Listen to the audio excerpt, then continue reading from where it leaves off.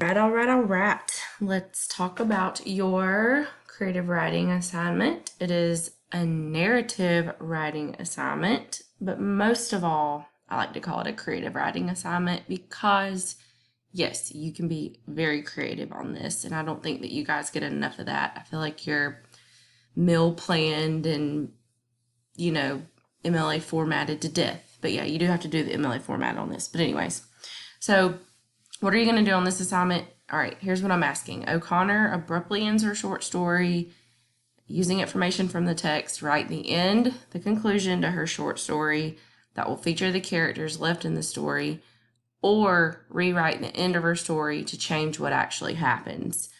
Please maintain the integrity of the story. So, what you're doing here, either you liked the end of the story and you want to continue it, or you want to change it up.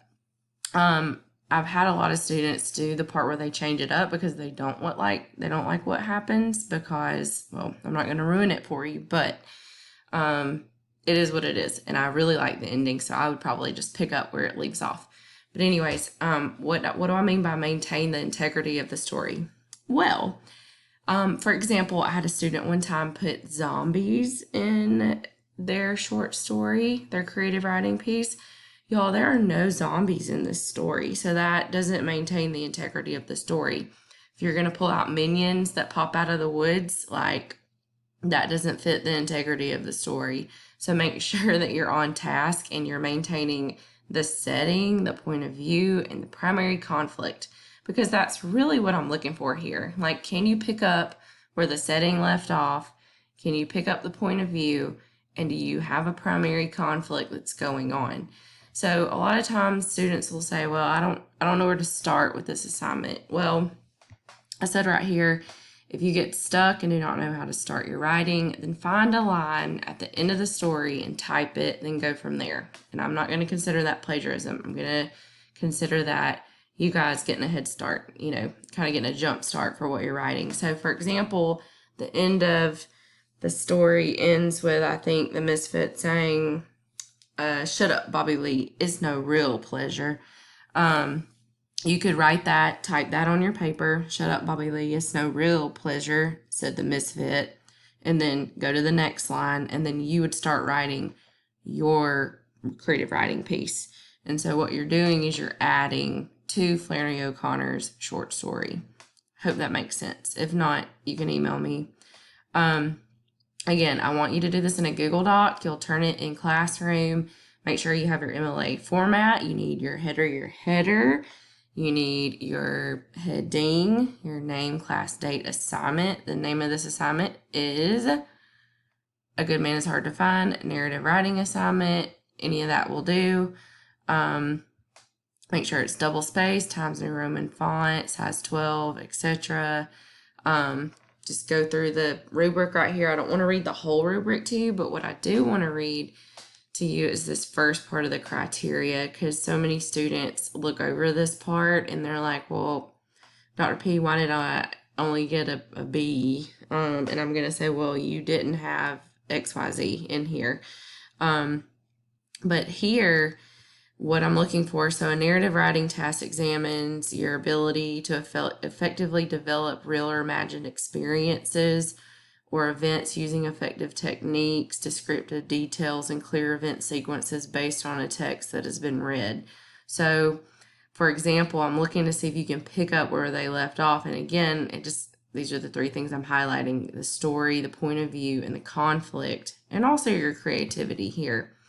So your situation, you have one or more points of view and introduces a narrator and or characters. And so that's going to be pick up where you left off. It creates a smooth progression of events. You effectively use multiple narrative techniques such as dialogue. Dialogue is going to be a big one. I would recommend you need dialogue for this creative writing piece because there's so much dialogue throughout the short story that it would look strange if you just didn't have any dialogue in it. And so if you don't know how to write dialogue, go back to the story and see how Flannery O'Connor writes dialogue. My readers in the class, if you read a lot, you probably are familiar with what dialogue looks like. But if you're one of those peeps who doesn't pick up a book a lot, then you may need a refresher on dialogue. So go back, and yes, if characters are engaging in a dialogue between each other, then you'll skip lines. And so you can see how Flannery O'Connor does that in her short stories too. Make sure that you have interesting experiences and events. I mean, you can put another spin on her story. You can go for shock value as well, but like, let's keep it school appropriate, please. Next, use a variety of techniques consistently. The sequence events that build on one another.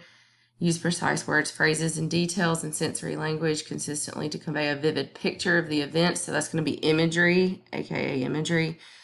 Provide a conclusion that follows from the narrated experiences or events. Integrates ideas and details from the source material effectively, and has very few or no errors in usage and or conventions that interfere with meaning. So like, I'm not going to be a stickler on conventional errors for this assignment like I usually am. However, if it distracts me, then I'm going to count off. So like, if you straight up don't capitalize the personal pronoun I'm going to lose my mind and I'm going to count off. So that's something that you should not, make a mistake on. So a lot of you are going to be like, well, how long does this have to be? Well, I'm not all about length. I'm more about content. But if you do this, you should probably have at least a good solid 2 typed pages. And that's going to be double spaced. So don't freak out on me. But I'm going to say at least 2 typed pages. That's going to be with your header, your heading, your title. Make your title interesting. Don't say, a good man is hard to find, writing narrative response. Be creative. I know you got it in you. All right, so I'll let you read through the rest of these. I was trying to keep this video short and sweet, but obviously I did not do a good job. So anyways, this is going to be out of 50 points. Again, I enjoy reading these a lot because it's like a breath of fresh air, and sometimes they're actually pretty funny. So, just don't put zombies in there or unicorns, even though I do like unicorns. Okay, I'm getting long-winded again. It's time for me to go to bed. It's really late. It's like 10 o'clock. Well, that's late for me. But anyways, all right, if you have any questions or concerns, email me. I'm sure I forgot to tell you something. So, may the odds be ever in your favor, and I hope you enjoy writing.